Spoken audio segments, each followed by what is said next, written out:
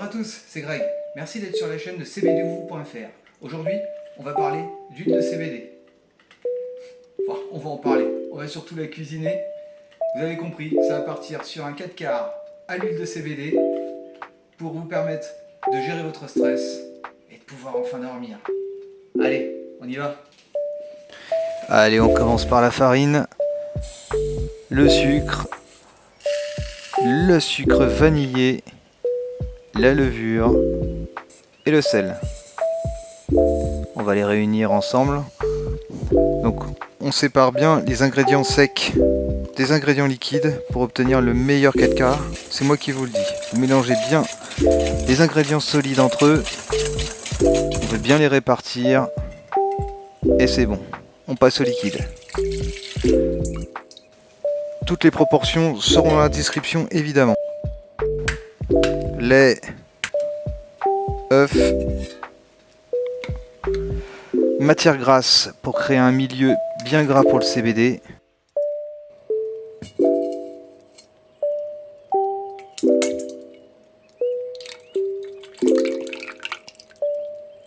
Voilà, on lui crée un milieu bien gras et on mélange.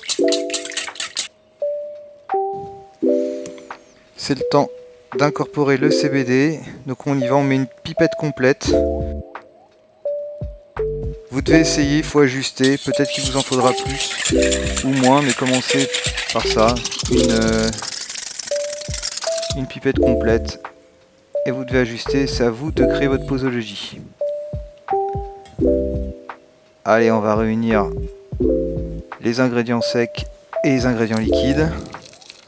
Commencez plutôt par mettre le liquide par-dessus le sec. Je trouve que c'est beaucoup plus simple. Ça permet de ne pas en mettre partout.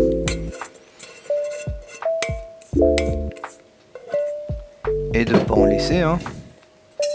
Allez, on se mue d'un fouet. Et on y va. Le but évidemment c'est d'obtenir une pâte bien homogène, sans grumeaux. Alors là j'utilise un fouet à main, mais vous pouvez utiliser évidemment un fouet électrique. Ce sera plus simple. Une fois qu'on a fini, on fait préchauffer un four à 180 degrés. Et puis on va préparer notre moule. On va l'huiler un petit peu. On va tout simplement pour éviter qu'une fois que le 4 quarts sera monté, qu'il accroche au moule. Et puis on verse notre pâte. Ça vous permet de voir un peu la texture, vous voyez, liquide mais onctueuse. Voilà, pareil, on n'en laisse pas de miettes. Et notre four, pendant ce temps-là, il a fini de préchauffer. On va pouvoir mettre notre moule dans le four préchauffé, donc à 180 degrés pendant 40 minutes. Alors en fonction de la puissance de votre four, ça peut être un peu plus. Ça, il faudra tester à la sortie. Là, c'est le moment. Regardez ça, bien doré, magnifique. Donc là, on va y aller sur le test du couteau.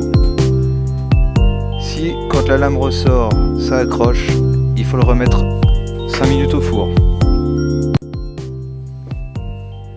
J'espère que cette recette vous a plu.